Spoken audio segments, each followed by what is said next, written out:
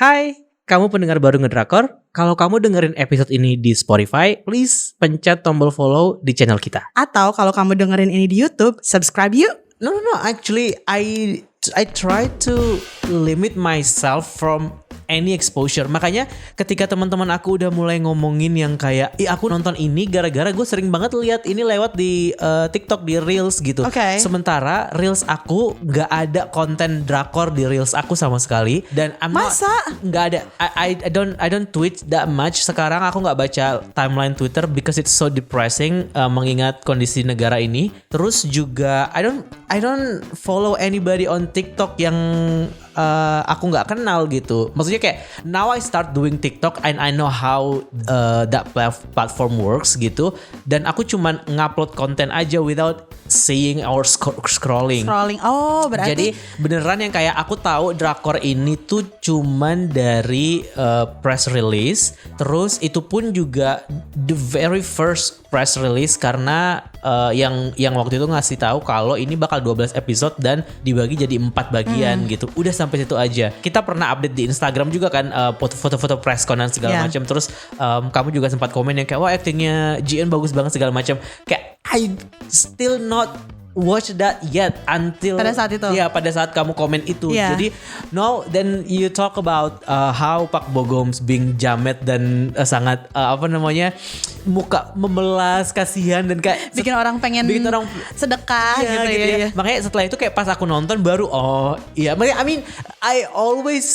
I can picture Park Bo Gum dengan muka memelas itu. Even di Hello Monster itu kayak karena kan kita tahu karakter yang dia perankan itu perjalanan karakternya dari kecil tuh kayak gimana kan, kayak abusive family, terus dia neglected dan segala macam. Ketika dia dewasa, he's being this psychopath, tapi di saat yang sama juga he's being human karena intinya conflicted. Yeah, that's what I like about kayak this story Hello Monster, karena even the psychopath punya masa lalu yang kita tuh bisa relate gitu. Betul, karena orang tuh ngerti. They're not just born evil. Yeah. Orang tuh nggak begitu diciptakan di muka bumi ini tuh udah aja jahat ya. Gitu ya. Nah, di situ aja ketika dia memerankan psikopat, memerankan the main villain di situ, tapi dia punya sisi memelas itu gitu.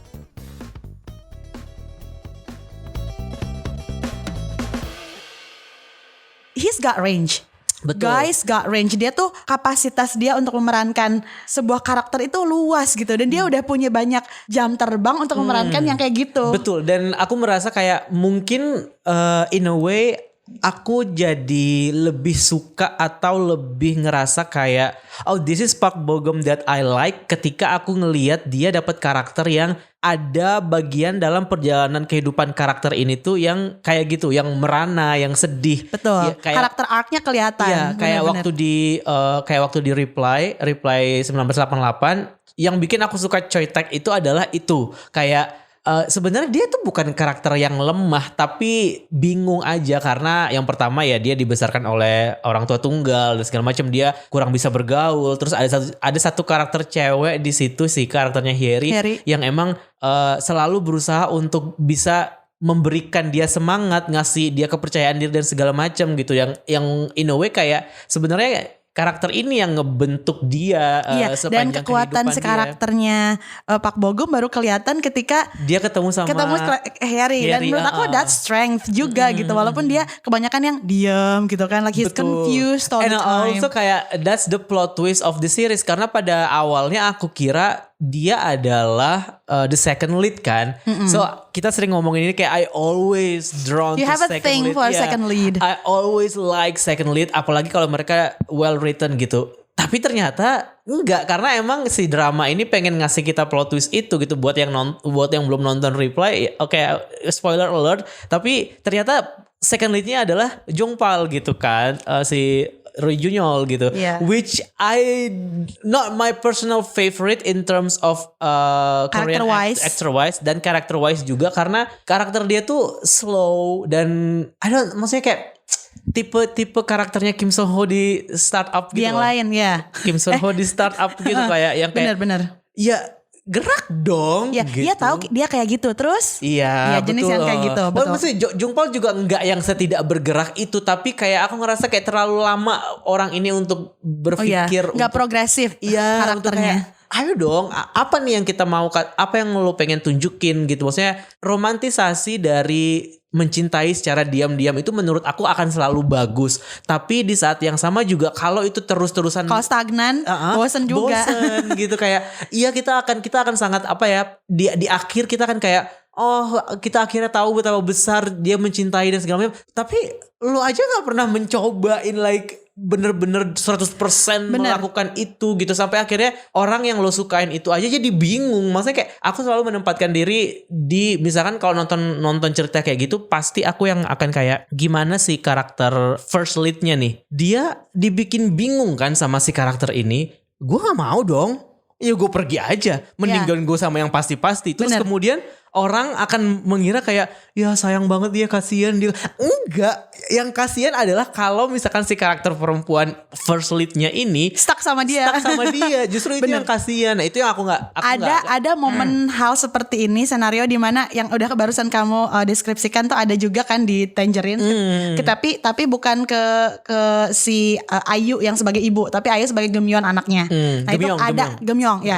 Ada skenario seperti itu di mana kita tuh ya iya oke, saling cinta, tapi aku ini ngomongin bentuk ini ya kayak toxicity-nya tuh bukan dari itu again what's Toxicity.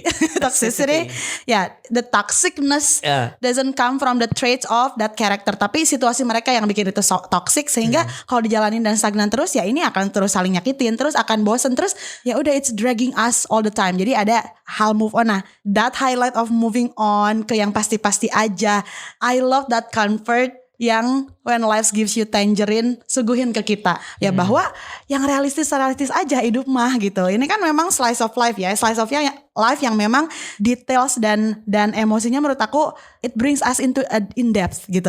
Jadi kalau si Gwon-sik itu Park Bo-gum itu di sini he's got range, dia sudah terbukti di berbagai series, movies gitu ya. Emang orangnya kompleks gitu. Kalau mainin karakter bagus ketika dia punya layers dan segala macam. I love him so much. And he's done it again here. Yeah. But also we've been talking about Gwon-sik in the past. Ini dari awal sampai barusan.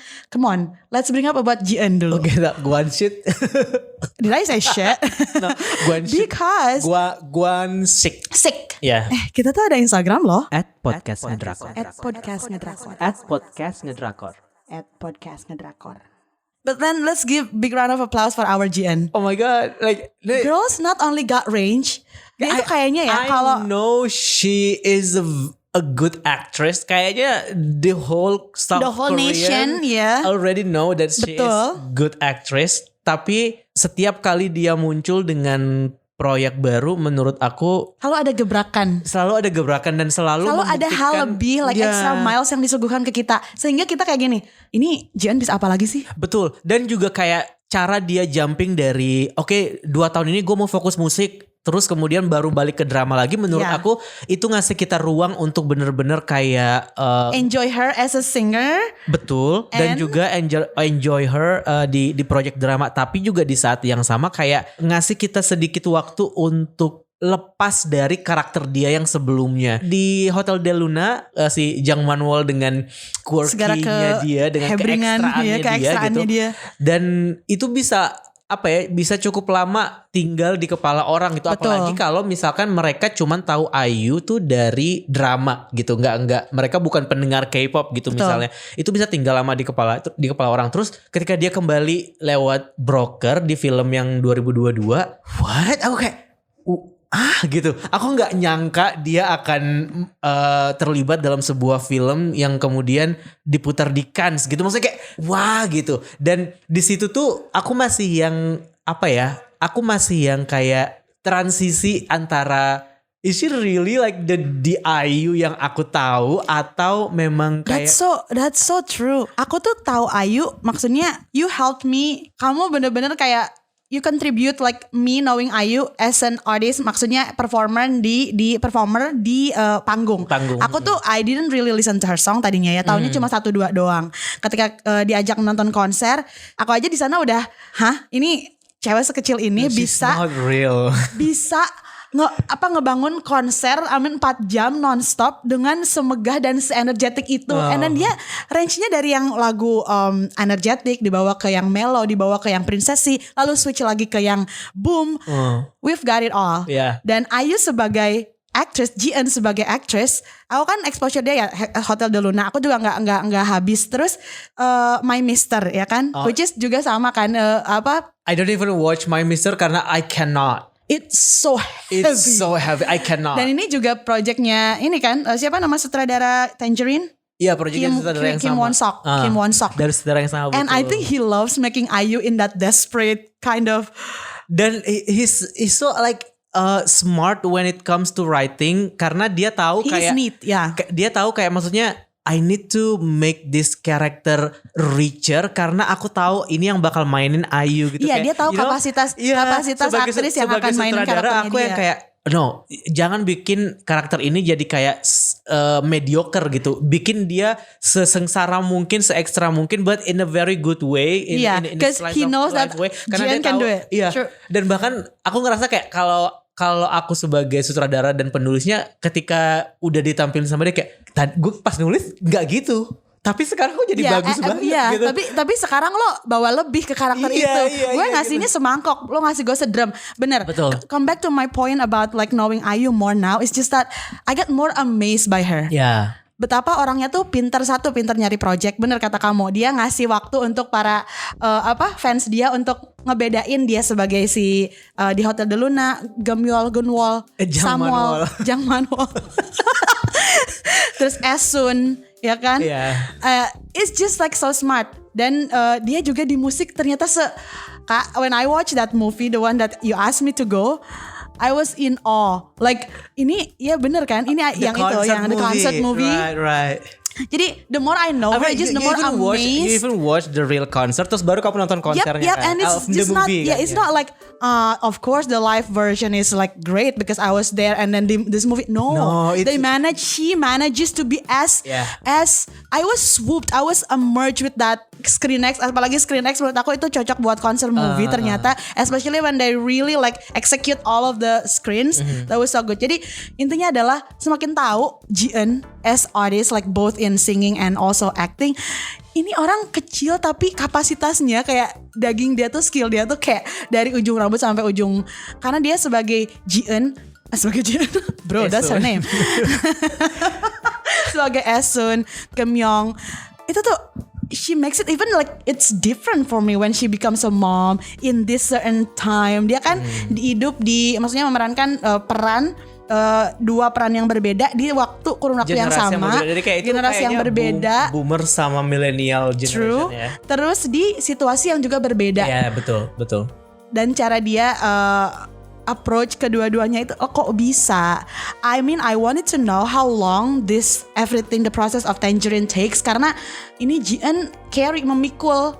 Ibaratnya kan semuanya dari awal sampai akhir tuh ada dia semua gitu. Terus ketika dia switch antara dia sebagai anak yang manja yang selalu dinomorsatukan, terus dia juga like another good things about, let's pause that for a bit, go back to the quality of the series, is that another good thing of this series, they are so smart in kind of like back and forth di antara masa sekarang dan masa lalu. Jadi nggak dibikin bosen untuk flashback lagi. Jangan dulu ke masa sekarang dong. Ini flashbacknya masih seru. No, we actually like want to know more. Ini gimana nih pingpongannya? Ini sebagus itu karena. Sedangkan karakter Esun sama Gemyong itu selalu ada. Gemyong ada di setiap, almost in every scene, right?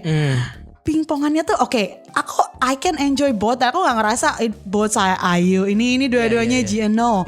The clear distinctive line antara si Gemyong sama Esun tuh, makanya aku kayak ini berapa lama ya? Apakah mereka nge-shot dulu semuanya Esun wise, bolak-balik kah, atau itu semuanya aku pengen kayak untuk bisa ketemu, tahu prosesnya dia, untuk bisa tahu apa, seperti oh ini hasilnya seperti ini. It's just amazing.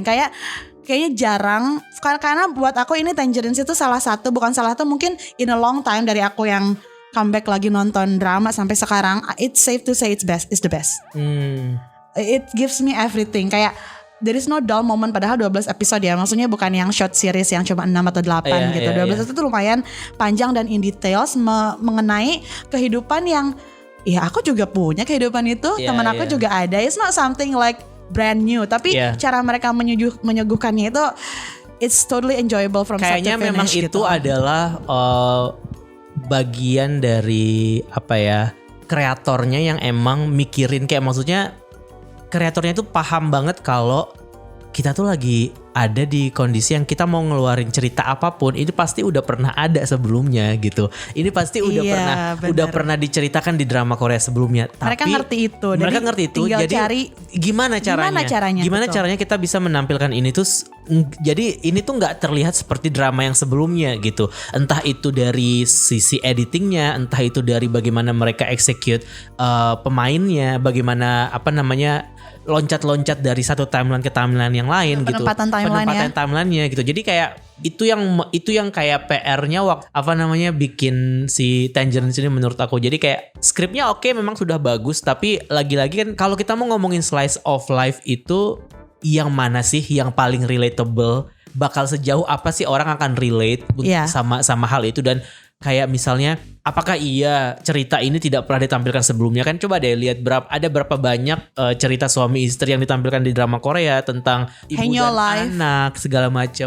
Kehidupan penyelam juga gitu. Sebelumnya kan kita juga sempat diangkat di Samdalri, terus ada film juga waktu itu, aku lupa judulnya apa, film layar lebar juga, dan itu juga nampilin itu gitu. Tapi bener sih, yang bagus tuh sebenarnya gimana kemasannya itu, dan nggak cuman kemasan sih yang mereka tampilkan, tapi apa ya, kayak small detailsnya tuh kelihatan gitu. Aku tuh suka nonton ini, walaupun aku harus jujur, aku butuh waktu untuk menikmati per episodenya. Aku butuh waktu untuk memproses per episodenya. Kalau nggak kayak gitu, aku takut aku nggak dapet esensnya gitu. Karena ini bukan drama yang pas ini abis, aku pengen lihat selanjutnya. Ini bukan drama yang ringan juga, nggak bisa dibilang ringan juga kan kontennya. Nggak yang kayak tek-tek-tek-teknya itu tuh nggak kayak yang trauma code gitu, yang cepet banget gitu. Ini tuh beneran kayak aku nonton ini, refleksi dirinya tuh banyak gitu. Dan refleksi dirinya banyak, terus juga berusaha untuk mengerti pilihan-pilihan si karakter-karakternya ini gitu. Kayak maksudnya di awal mungkin rasanya iya kan kayak fun karena 4 episode pertama di yang smart juga sih sebenarnya, kayak mereka mutusin buat nggak tayang weekly kan. Mereka tayangnya adalah dalam 1 bulan tapi seminggu sekali 4 episode gitu. Menurut aku itu salah satu cara yang pertama oke, karena kita tahu drama ini berat, jadi kayak 4 episode mungkin adalah maksimal seseorang untuk akan bisa menanggung semua beban emosi gitu ya. Emotional baggage yang akan kita saksikan di sini. Terus baru kita nanti maju ke tahap berikutnya di minggu selanjutnya. Nah, setiap episode aku butuh waktu untuk yang what the hell gitu. What the hell dalam berbagai hal, kayak misalkan gimana karakter-karakternya berkembang, gimana kayak heartbreaknya, gimana yang pelan-pelan tuh dikasih lihat kayak apa ya, ini sebenarnya apa sih yang mau ditunjukkan sama si drama ini. Dan menurut aku butuh waktu lebih lama dibandingkan dengan drama Korea yang lain. Iya, I get it. Iya betul, ini slice of life. Ini juga tentang kisah cinta. Drama mana sih yang belum pernah ngadain ngangkat hal itu kan, nggak ada ya, kayak terus juga banyak tentang banget mimpi ya. juga. Ya, tapi kan? Ini nggak bisa juga dibilang sebagai it's a light watch. No, betul kata kamu. Tugas penonton. It almost feels like My Liberation Notes, tapi versi lebih kayak less thriller gitu loh. Iya. The heaviness is kind of like it shares similar vibe. Iya, kayak remote, terus juga vibe-nya kayak di keluarga ini aja yang diceritain gitu, bener-bener. Bener, tapi proses si penonton atau waktu yang dibutuhkan penonton untuk kayak, ya karena konten yang disuguhkan itu sangat dekat ya dengan kehidupan sehari-hari. So there are times when it's like it hits too hard sometimes and you have to pause. Kalau aku kumpulin. Untuk yang 4 pertama aku tonton di minggu tersebut di 4 episode pertama di babak 1. Berarti kan ada 3 babak ya. Nah di yang babak keduanya aku gak nonton dulu, nanti di akhir. Jadi gong dari sekitar episode 5 ke akhir gitu. Dan itu juga that works. That works karena setelah tahu kisah cinta ayah ibunya kayak gimana, terus nanti tinggal di itu kan pingpong time kan. Yeah. Ketika dari 5 ke atas tuh oke, kita mulai diajak go back and forth ya kan, bolak-balik antara masa sekarang, ada sedikit masa depan, malah terus kembali lagi ke masa lalu. Itu rapi banget. So it's safe to say for us bahwa drama ini dan kru dan juga pemain-pemainnya tuh they really know what they are doing. Ya nggak sih?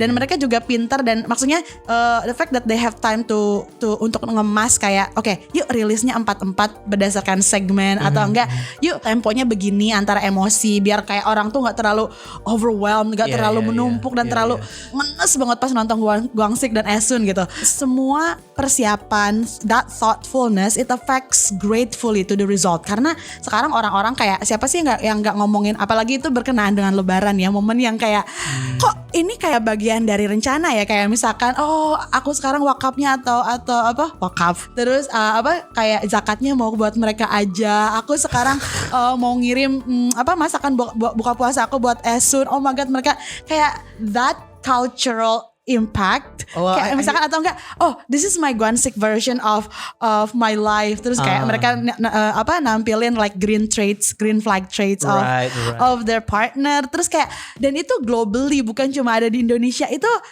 ini secara kultural what is it again, my tongue get tight, secara budaya ya, secara budaya itu benar-benar diserap dengan baik dan langsung ada gitu loh. Atribut-atribut yang dipakai di masyarakat tuh langsung the impact is so great. Apakah karena emang bagus aja cerita dan pemainnya, atau karena marketingnya bagus gitu. Nah itu jadi kayak underground marketingnya bagus. Yeah, so everything else is just like come into one place and it works. Maksudnya gitu. kayak aku kalau untuk yang ini, karena tadi aku bilang kayak aku nggak kena sama sekali sama marketingnya, beneran nggak kena sama sekali, kayak the way you tell me. So you rely on the content of that series only ya. Betul. Pali-pali spill the tea. Kemarin terjadi sebuah plot twist terbesar, nggak tahu sih ini terbesar atau enggak, tapi buat yang ngikutin kasusnya Yuain sepanjang beberapa tahun terakhir ini, dia tuh lagi terlibat kasus narkoba. Kamu tahu nggak? Nggak tentang kasusnya sama sekali. No. Tapi orang tahu orangnya yang mana kan? Oke. Nah buat yang nggak tahu Yuain, mungkin sedikit perkenalan aja. Yuain ini pernah main di Hellbound. Terus sepanjang pandemi itu kayaknya banyak deh proyek dia sama Netflix. Termasuk sebenarnya film yang lagi tayang di Korea Selatan sekarang ini, judulnya The Match. Setelah penundaan, dan itu gara-gara kasus ini berarti? Betul. Jadi The Match ini tuh sebenarnya tadinya bakal jadi proyek original Netflix yang dirilis kayaknya 2 tahun yang lalu lah pokoknya ya. Akhirnya diundur karena kasus narkobanya si Yuain ini. Lucunya adalah ketika film ini udah dirilis, diputuskan untuk dirilis, jadi Netflix udah nggak lagi memegang hak distribusinya. Hak distribusinya itu dipegang oleh distributor lain. Si Yuain ini kan dihapus semua dari konten promosi nih. Bahkan poster filmnya itu nggak ada muka dia sama sekali. Jadi cuman Lee Byung Hun doang yang ditampilin. Even di trailer itu dikit banget part dia yang disisain, karena emang kayaknya sosok ini tuh masih sesensitif itu di Korea Selatan karena si kasus narkobanya ini.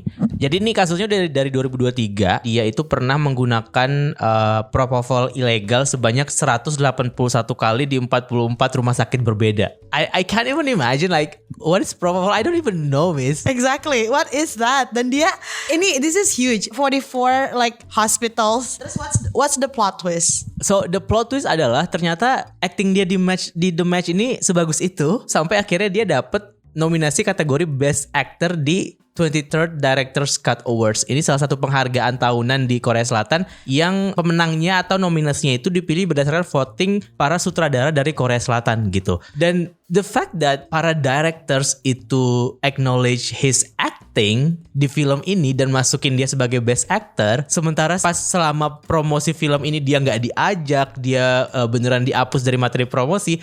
Menurut aku kayak lucu aja gitu. Maksudnya lucu di saat yang sama. Tadi aku sempat cari ini tuh sebenarnya kondisi yang seperti apa yang sedang kita alami ini ya. Maksudnya kayak dia punya satu skandal yang besar banget, tapi dia berbakat, tapi dia ternyata sebagus itu penampilannya gitu. Jadi emang kayak he is saved by his talent, ya gak sih?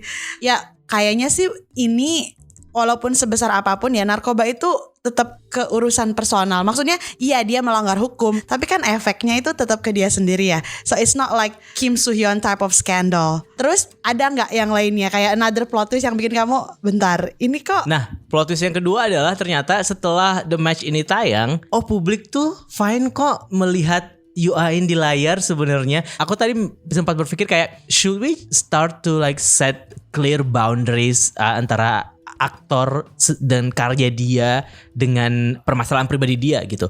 Dan balik lagi ke plot twist yang lain adalah karena si The Match ini sukses, akhirnya distributor film yang lain mutusin untuk rilis aja film yang udah kita buat ini gitu. Jadi ada film lainnya Yuain juga yang akan dirilis di tahun ini di bulan Juni, judulnya High Five. Mas ini kesannya kayak selamat gitu dari jurang kehancuran dan cancel culture ini gitu. Menurut kamu gimana? Kalau dilihat dari jenis skandalnya mungkin ada pertimbangan, ada beberapa hal yang bikin dia selamat juga gitu. Kayak pertama, kasus narkoba itu ujung-ujungnya orang ngelihatnya kayak ya itu masalah lo. Ya kan, lo yang gunain, lo yang juga yang kena hukuman atau segala macam. Yes, he also got cancelled for a while dan ada masa tenggangnya. Ternyata orang they got reminded that oh ya he's actually a good actor dan ternyata kebukti tuh para director pun setuju. Jadi akhirnya makanya film-film yang lain, project-project dia yang lain juga mulai kayak ya udahlah rilis aja gitu ya. Jadi yang kedua mungkin kayak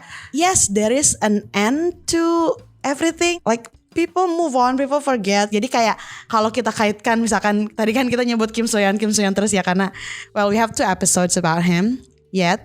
Ya udah sih, just own it, acknowledge your mistakes. Mungkin ada saatnya juga cancel culture lo berakhir, kadaluarsa. Kalau lo terus membuktikan bahwa you're capable gitu. Kalau lo tetap membuktikan bahwa karya lo tetap masih bisa dipertimbangkan kok despite what I do personally.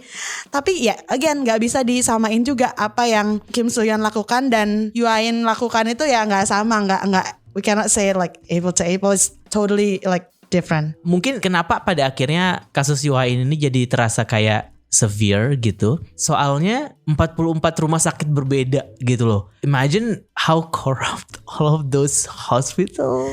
Iya benar, itu membuktikan bahwa ya yang ada di arts yang selama ini ditampilkan di series ternyata ya those corrupt people tuh ada bener-bener ya. Contohnya dia dapat help dari mana kalau nggak dari insider gitu ya. Aku gak kena sama sekali sama marketingnya. Beneran gak kena sama sekali. Kayak the way you tell me. You rely on the content of that series only ya. Betul. Aku beruntung sebenarnya karena ketika Bro is everywhere, I don't even want to watch it anymore karena iya that in a way it keeps you safe. Dan I'm a biggest fan of IU music wise dan you are. I try to kayak ngikutin setiap drama yang dia keluarin gitu. Even ada satu drama dia yang weekend drama dulu sama Cho Jong Suk. Judulnya The Best Is Soon Sin. Itu kan kayak weekend drama, kayak acim drama gitu. Oke. Tapi ini yang weekend drama. Jadi tetap tayang malam di akhir pekan, nggak yang tayang pagi. Tetap tayang malam di akhir pekan dan itu ada kayak 75 episode or something kayak 50. I watch all of that series. Kayak dulu kan itu kan belum ada Netflix ya, belum ada Viu dan segala macam. The dedication. I download every episode. Download ya di link haram. I download every episode, I watch every episode. Bahkan dalam skala produksi yang small kayak gitu, yang itu sinetron lah bisa dibilang ya. It's still good. It's still like karakternya punya arc yang bagus gitu dan dia sebagai aktris di situ post Dream High, menurut aku slice of life-nya itu dari situ. Ngerti gak? Kayak dia di Isuntion itu sepanjang 30 episode itu kayak enggak 30 50 pokoknya sepanjang lebih dari 15 episode ya. Pokoknya ini bukan drama Korea biasa. Sepanjang satu drama itu di situ ada Dream High content, di situ ada My Mister content, di situ ada Tangerine content. Jadi kayak banyak sekali emotional roller coaster yang dia jalani di situ sebagai anak bungsu dari sebuah keluarga besar. Jadi premisnya adalah dia adalah anak bungsu dari beberapa bersaudara yang dikasih nama Isunshin itu kan nama kayak di Indonesia kayak mungkin Jenderal Sudirman gitu. Oke. Bayangkan kalau kita ada punya anak perempuan dikasih nama Jenderal Sudirman gitu. Misal. Jadi kan kayak dia carries a lot of that burden gitu loh dalam diri dia, kayak nama gue tuh udah Laksamana Noble, Isunshin nih, tapi dia diceritakan sebagai orang yang susah dapat kerja, terus beneran kayak anak bungsu yang terpuruk banget hidupnya gitu, dan dia pengen mengubah semua itu. Jadi kayak lo kalau ngomongin slice of life, sebenarnya sinetron itu semuanya tuh ada di situ gitu. No, cause like I believe that good arts are good arts no matter like regardless the packaging. Kayak misalkan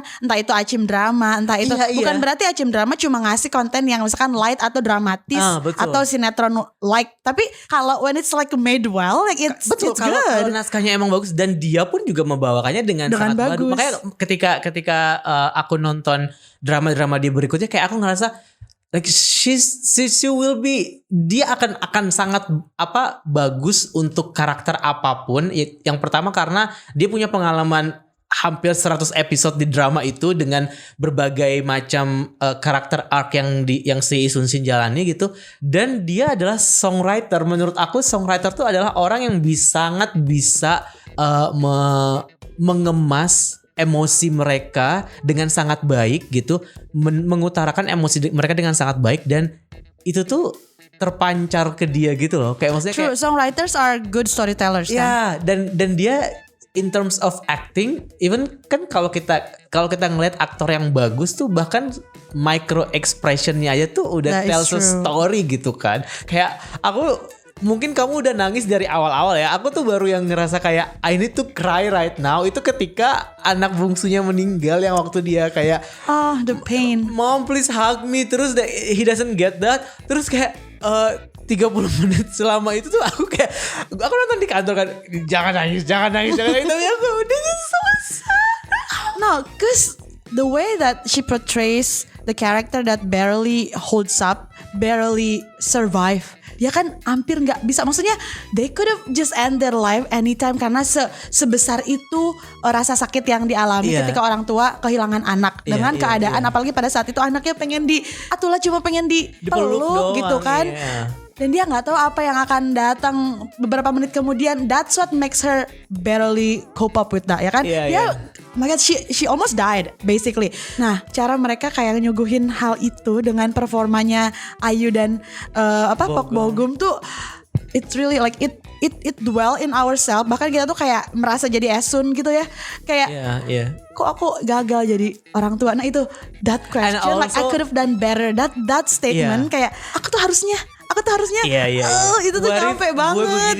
Gue begini gitu kan. What if The question yang kita selalu hadapi setiap hari gitu. Dan yang aku suka dari episode 7 itu adalah ketika kita dikasih lihat perspektif anaknya gitu. Kayak dia bilang ternyata dia kemudian kan sadar kalau ternyata nggak cuman gue yang merasa bersalah atas kematian ini, tapi ternyata juga anak gue gitu. Maksudnya ketika dia sadar bahwa anaknya pun punya emosi yang sama-sama dia punya burden yang sama-sama dia jadi kayak di satu sisi ngerasa lega, kayak ternyata nggak cuman gue yang kayak gini, tapi di sisi lain juga ngerasa kayak kasihan karena ternyata nggak cuman gue, ternyata anak gue aja gitu. Ini hampir nggak bisa ngadepin ini anak sekecil ini harus merasakan. Itu yang bikin aku jadi kayak what the fuck is this writing gitu, kayak what is this writing? It's that effective to the point that wait, are we watching like a real people having some shit in their life kayak gitu loh, kayak it's not acting to the point that it's just too believable. Dan mungkin aku merasa kayak di situ aku baru sadar kalau kita ternyata nggak butuh sesuatu yang kayaknya dalam hidup tuh nggak kayak gitu deh aslinya. You know what I mean? Kayak kan kadang-kadang ada drama Korea yang kayak pas kita tonton tuh yang kayak ngerasa wait, that's too far. Iya, itu kayaknya that's too large. Iya, kayaknya itu kayaknya nggak gitu-gitu banget deh. Kayaknya gue juga pernah dalam posisi, tapi kayaknya nggak gitu-gitu banget gitu. Tapi di sini tuh kayak mereka menulis cerita kehilangan itu dengan yang kayak kita sebagai penonton akhirnya karena kita sudah punya rasa sayang sama karakter-karakter ini, mereka ngasih itu dari awal banget. Betul. Terus kita udah simpati sama mereka, kita udah punya kedekatan emosional sama mereka. Jadi ketika momen itu datang, itu malah jadi enggak lagi yang kita kayak being judgmental too much, tapi lebih ke menyadari bahwa emosi manusia itu tuh seluas itu. Terus juga mungkin kita nggak menghadapinya seperti itu, tapi ternyata itu yang orang rasakan ketika mereka grieving. Betul. Gitu. Kita dibikin mengerti atas pilihan yang mereka buat. Even bahkan sebelum kita belum pernah merasakannya. Walaupun kita belum pernah merasakannya, betul. Gitu. That's so well put, bener banget. Dan aku juga suka betapa si penulis ini tuh dia bener-bener care sama setiap karakternya. Like he gives like that much of importance to almost everyone. Jadi nggak sekedar nulis oke, harus ada karakter ini tapi disia-siakan. Kayak kan ini susah loh, maksudnya untuk nge-tackle sebuah cerita dengan multiple karakter yang banyak banget. Kayak misalkan di Samdari aku ngerasa ada beberapa karakter yang hides away, so we talked about that, right? Banyak banget yang kayak oke, ini episode agak draggy nih, baru ngedaging ya itu karena kebanyakan karakter yang aku ngerasa agak disia-siakan gitu.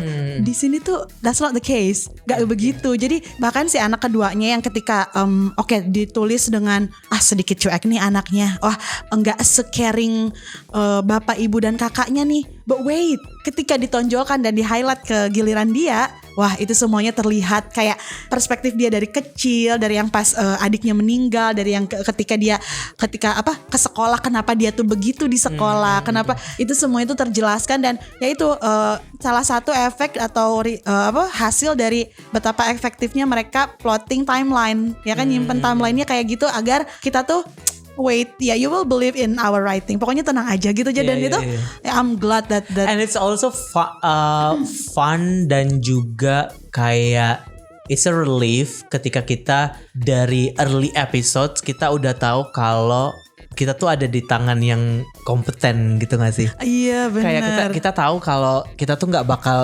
bakal dibawa. Mungkin kita akan dibawa terlalu jauh tenggelam dalam cerita kehangatan ini. But you tapi already in a surrender. good way. Iya. In udah a bawa very aja good gua. way. Iya benar. Bukan yang kayak karena nggak banyak penulis yang konsisten kayak gitu. Maksudnya kayak mereka bisa sukses di satu judul, tapi ketika mereka mencoba judul yang lain, kadang-kadang nggak works gitu. Entah karena apakah memang mereka jaraknya terlalu dekat, mungkin deadline-nya terlalu banyak dan segala macam, atau mungkin mereka tidak diberi ruang waktu untuk explore lebih banyak, memperdalam karakternya gitu kan. Itu yang terjadi sama Squid Game kan sebenarnya, kayak we need time sebenarnya. They need time to like create this universe tuh jadi lebih make sense aja gitu. Sekarang kalau menurut aku kayak I don't need that to be believable, tapi make it make sense. Udah kalau untuk Squid Game tuh gitu. Tapi kan kalau yang ini kayak karena sefantasi apapun, kayak misalkan itu jauh dari realita. Tapi kalau penulisannya bagus, ya kan? Ada certain part of the anything gitu, kayak I see myself there gitu. Dan kalau in terms of Tangerine ini, terutama yang kita lagi ngomongin di episode 7 tuh kayak aku nggak bilang kayak I see myself in them, enggak, tapi kayak kita manusia gitu. Someday kita akan merasakan grief itu gitu. So I've been facing a lot of aku tuh belakangan ini jadi lebih sering kayak nonton sesuatu self-reflected gitu, kayak gue someday akan merasakan kehilangan itu, then how can I be prepared for that gitu kan. Aku lebih ke situ.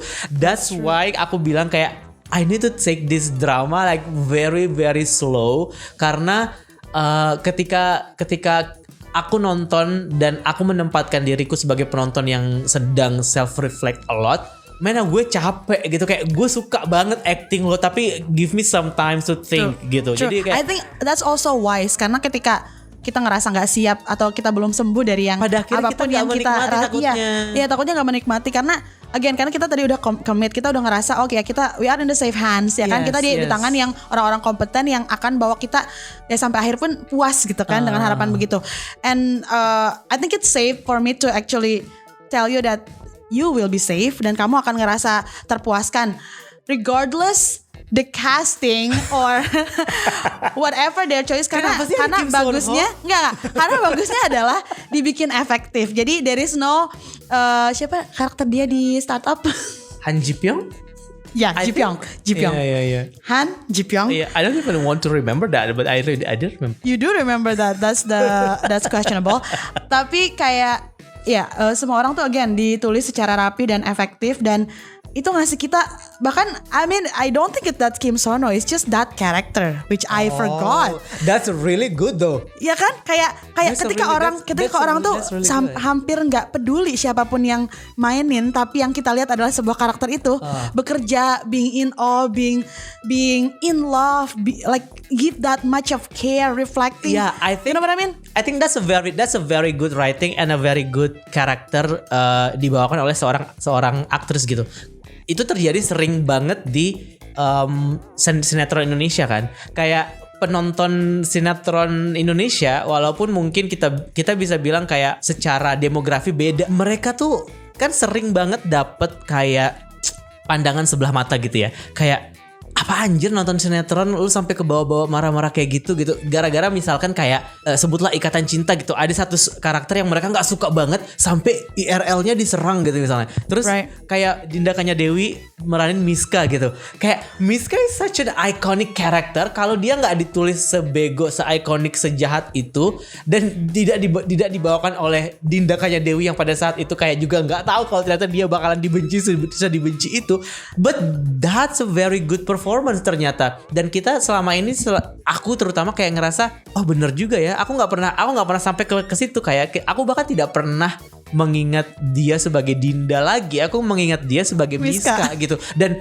orang-orang itu, penonton itu pun juga begitu. Maksudnya kalau nggak begitu dia nggak bakal dijambak sama random people on the street gitu. Maksudnya kayak that's a proof that Dinda Kanya Dewi did that so well. Iya, betul. Dan orang tuh melekat ya. Melekat pada akhirnya. Dan ketika kamu bilang kayak I don't see Kim Sono, I see that he's as a character. Aku jadi kayak this comment is so different dari yang aku harapkan, karena kita selalu bahas Kim Sono dan kita selalu bilang kayak what the hell is going on gitu Kim kan. Sono, ya. Tapi dari dalam I mean like he's a cameo in this. Jadi kayak terlalu considered as guest star juga ya. Jadi nggak terlalu banyak yang dia tampilkan, tapi then you say kayak gitu, aku ngerasa like I love how the writer and everybody involved like gives every character that much of importance. Kayak itu. Dan itu tadi udah disebutin juga, nggak ada yang terbuang jadinya. Dan kita sebagai penonton, aku ngerasa dihargai jadinya, disuguhin tontonan yang wah kualitasnya terjaga nih dari awal sampai akhir. Terus kita ngerasa ada di tangan yang aman. Itu tuh is rewarding to watch it gitu loh. Dan aku suka.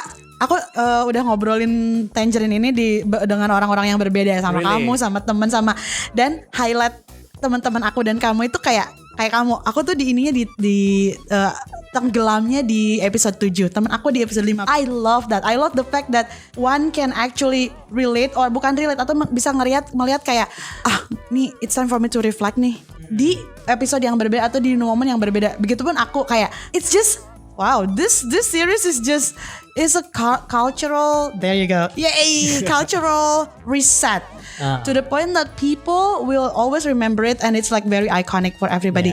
Kayak ya itu kemiskinannya yang dibikin meme, kayak the fact that GN di The Luna kan sangat sombong, terus kayak anti miskin, terus dia dapat kualat, kayak orang tuh kan di kayak drama aja orang tuh bisa dapat makanya jangan jumawa. Kayak that kind of, that's funny. Right? That's funny. Right, kayak orang tuh semenikmati itu. Ya intinya kayak it really touches everybody's heart in like so many different level. Banyak banget. Pokoknya kita ngomongin siapa deh di Tangerine. Dan itu bisa lama obrolannya, cuma karena semua orang tuh ditulis dengan rapi dan adil, dan dikasih kepentingan sebanyak itu. Jadi kayak ya udah semua orang tuh bisa dipelajari, you know what I mean? Like another one yang aku pengen point out adalah I think Netflix has found their next Song Kang. You know what I mean? Okay, elaborate. Song Kang tuh kan mulai masuk radar masyarakat kan ketika Netflix project kan, kayak Love Alarm, terus Sweet Home, Navilera, semuanya bagus. Kamu udah nonton Navilera belum? Oh, you have to watch that. It's so good. Aku Love Alarm aja belum. You have to watch that. It's so good. Tapi karakternya Song Kang itu menyebalkan. Nah, aku tadi mau bilang aku kayak belum suka Song Kang, gimana dong? Netflix has found their new Song Kang lewat Lee Jun Young. Mellow movie, like he's so good at mellow movie. Dan dia di Tangerines juga. Tapi karakter dia emang noticeable sih. Maksudnya di semua project dia, orang-orang tuh kayak oh si ini mah kayak gini di pas project ini, sekarang dia kayak gini. You know, like people compare things like they notice him gitu. Walaupun dia belum begitu besar ya kalau dibanding yang lain untuk sekarang. Oh, so you think that he's gonna be the next Song Kang? I think so ya. He is gonna be like the next Song Kang, dan dia akan jadi kayak another Netflix darling gitu loh menurut aku. Oke. Karena maksudnya ya kalau kita mau bilang lo kenapa nggak Park Bo Gum, kenapa nggak Ayu, kayak well of course they will be, ya udah nggak perlu lo tanyain gitu kan, but they are Korean darling gak sih? Mereka udah Korean darling, Korean heroes tapi gak sih? Di sini Junyoung tuh kayak he's on DP, dia di Mask Girl, dia sekarang di Melo, terus juga dia di Celebrity juga. Tuh kan semua kayaknya banyak banget deh dia ininya. Netflix projectnya dia. Aku kayak ngerasa dia akan jadi the next main lead di project Netflix berikutnya gitu loh, and it's gonna last quite long ya. Yeah, I feel happy for him karena the fact that he's idol actor juga. Kayak dia dulu member band namanya U-Kiss. Melon loves U-Kiss. Oh, dia dari U-Kiss. Dia dari U-Kiss, tapi dia kayak gabungnya late gitu, kayak udah. Tapi kan U-Kiss disband kan? Maksudnya udah nggak ada. U-Kiss parah banget. U-Kiss masih apa? Jangan masih dibahas di Koreaan tau. U-Kiss masih ada, tapi recently kayaknya mereka baru reuni. Tapi is it still there? I think so, yeah. I think he is still in U-Kiss. Oh no, former member ya, kayak. Tapi anyway, dia idol actor, dan salah satu yang menurut aku menemukan jalannya gitu loh untuk menjadi aktor, dan dia baru 28 tahun, kayak still have long career. Kayak aku ngerasa I will watch his next drama kalau nanti suatu saat dia akan kayak kayak dia dibikin jadi Song Kangnya Netflix gitu loh. Karena kayak aku ngerasa kayak Netflix did a very good job dengan ngebikinin Song Kang banyak proyek yang menjadikan original mereka. Terus kayak selain Song Kang juga Han So Hee juga, terus Park Gyu Young juga. Ya jebolan Netflix ya. Aku merasa kayak Netflix darling gitu. Terus maksud aku di titik ini kayak ngelihat filmografi dia gitu, kayak walaupun peran-perannya belum sampai ke male lead kayak Song Kang gitu, bro will be there menurut aku. Bro will getting there. He's in the process of getting someday, next year dia akan ada di situ. Oh, dia tuh kalau di U-Kiss tuh Jun ya? Jun, namanya Jun. Nah, panggungnya. Tapi sebagai aktor dia Junyoung kan? Junyoung. Ini sebenarnya aku biasa aja gara-gara dia baik waktu wawancara Melo Movie, jadi kayak well. Betul sih. See, when you do press like correctly, it stays. Do you like the press tour of Tangerines? Kayak to be honest, I'm not really following them, the Tangerine. Aku sengaja, lebih ke sengaja kayak. Okay. I skip all the interview segala macam, kayak aku sengaja. Tapi aku nonton satu interviewnya Ayu di Salon Drip, judul acara YouTube-nya, tapi di situ dia nggak ngomongin banyak soal Tangerine. Kayak lucu aja gitu, karena dia supposed to promote this drama, tapi kayak aduh gue tuh takut spoiler segala macam gitu. Terus dia bercandanya lucu banget di situ gitu. Karena emang kayaknya I think the more secretive satu hal itu, apalagi kalau aku nggak kena exposure-nya, pas aku nonton it feels more rewarding, kayak entah apakah pada akhirnya aku akan suka atau tidak gitu, tapi ketika aku personally ketika dapat terlalu banyak exposure tuh jadi kayak oh my god, that's true, like over exposure itu bisa ngerusak kayak waktu kita yang seharusnya bisa nikmatin lebih dari yang kita dapat pada saat itu, tapi kayak karena overexposure jadi enggak gitu. That happens somehow quite sometimes. Doesn't always the case, not always the case like that, tapi kayak sering kayak gitu. Karena kan kayak kemarin ke projectnya Salman Khan, ini out of topic banget. Bro, I was so overexposed to the point that when I watched the movie there is nothing new and I was like the movie is shit. Salman Khan, I'm sorry. I still love you though. Itu kan yang terjadi juga sama Dark Nuns, terus juga Squid Game dan segala macam. Yeah, Squid Game. Pas Song Hye Kyo ngejual Dark Nuns itu kan kayak this is gonna be like so good. This is her breakthrough in dark characters. Iya, pas nonton kayak. But I'm glad we checked out on Kodrat 2 sih. Aziza. Bagusan acting Aziza dari Acha Septriasa carried wah. Anyway, kayak gue akan nyelesain Tangerine I think this weekend karena I finally free. You are? No, kita But masih you are still working. We are still working. Hihi. kita masih punya In Min Ho. Oh, kita bakal datang ke fan meeting In Min Ho. Jadi Yay. we have another story yang bisa dibahas nanti ya. So ya, thank you so much for tuning in di episode Ngedrakor minggu ini. Ada satu komentar di Instagram yang pengen aku bahas. Dia waktu pas kita upload teaser season 6, ada komen yang bilang kayak, Kak please terus upload karena kalau nggak dengerin kalian aku nggak akan bisa kerja. Oh. I was like, Oh. Bentar tisu Kak. this is the tangerine of my life. This is. Are you my grandsick? Are you okay, that's thirsty. Cut it. No, aku juga tadi kayak belum kenyang gitu loh nge-tangerine karena kebayang gak sih like the pending award season yang Iya, akan datang. iya, Mereka benar, akan, benar. aku yakin mereka akan meraup. Ya minimal best Iya. series, best actor/actress, right?